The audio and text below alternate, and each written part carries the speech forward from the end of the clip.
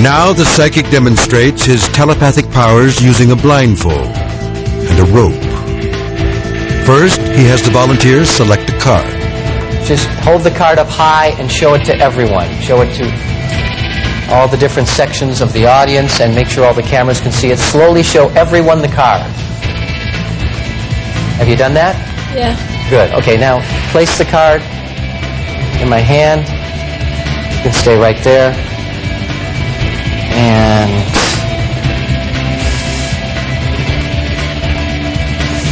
all right. Something to clear my mind.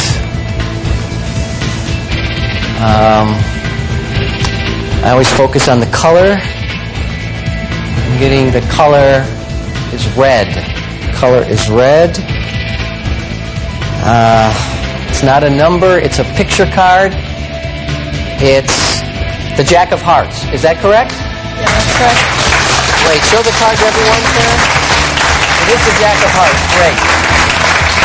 Thank you. Put the blindfold. Show the card to the audience, Karen. There it is. The Jack of Hearts. This stunt is easier than it looks. First, the psychic is blindfolded. He can't see a thing. Or can he?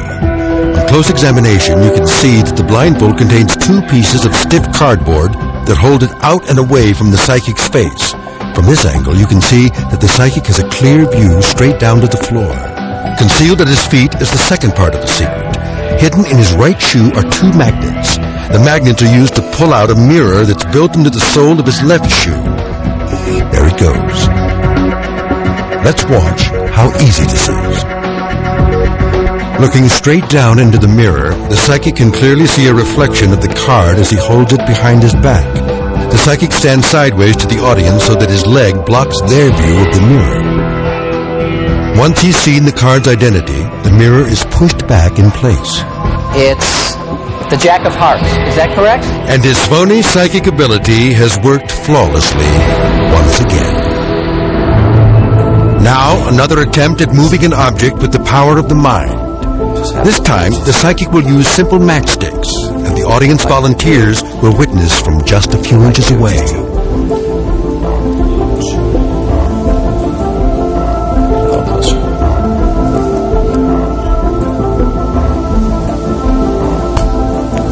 I'm feeling the energy right now.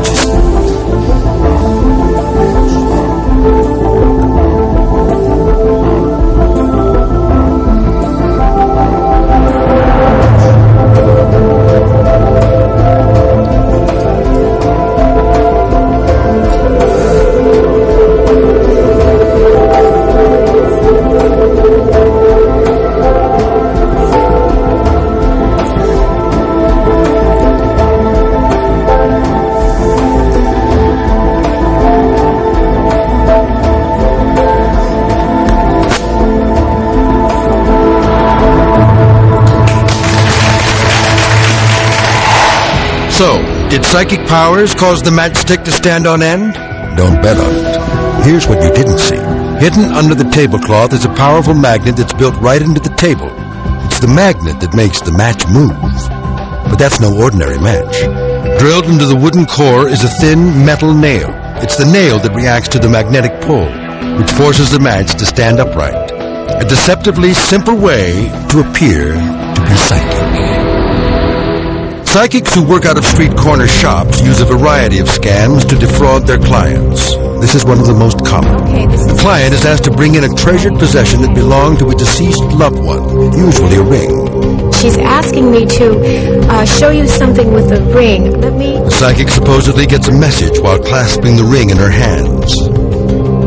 Mysteriously, the ring then begins to levitate as a sign of communication with the spirit. Did it just move? It is moving.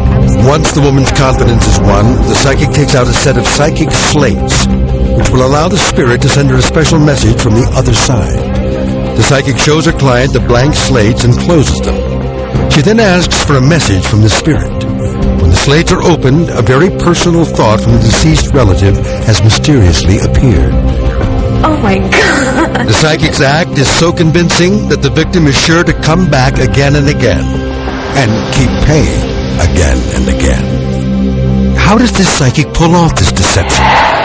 First, the ring appears to float up the pencil with no visible means of support. Look more closely. From this angle, you can see that an extremely fine human hair runs from the top of the pencil through the air and is attached to the crystal ball. We've replaced the hair with a black thread and adjusted the lighting to show the motion. See how the psychic puts the ring on the pencil and over the thread? Let's watch again as the ring is pushed up by the tension on the thread. The slates are equally clever. During the reading, the client thinks that she's alone with the psychic. She's not. Hidden under the table is an accomplice who listens to their conversation. Using the chalkboard slates and the information the client has provided, he writes a personalized message. When the message is complete, he covers it with a black card that fits perfectly in the frame and covers his writing. Now the preloaded slates are placed within easy reach, and the handoff goes unnoticed by the unsuspecting victim. These slates I've had since I was a child. The psychic shows that the two slates are blank. What the client doesn't know is that the message is hidden beneath the black card. The psychic stacks the slates and flips them over. This is when the trickery occurs. When the slates are flipped, the fake black top moves from the bottom slate into place inside the other. Now the writing is uncovered and ready to be revealed, and the personalized ghostly message appears. What does this say? Dad and I are so proud of you. And that's how you receive a message from the grave. Oh my God. Some psychics claim to use the power of their mind to generate extreme heat. In this demonstration, the psychic uses an ordinary steel coil.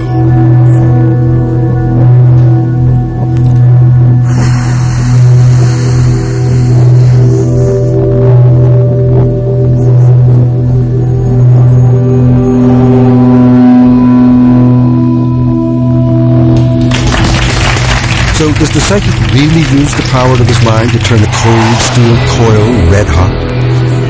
Look closely, and you'll see the coil isn't really hot at all. It's just painted to look that way. Black on the front, red on the back. When the illusion begins, the audience sees the black front of the coil. By slowly rotating the coil with his fingers, the psychic spins the red-painted backside of the coil into view. To cool it off, the psychic merely spins it back to black again. Not so hot, after all.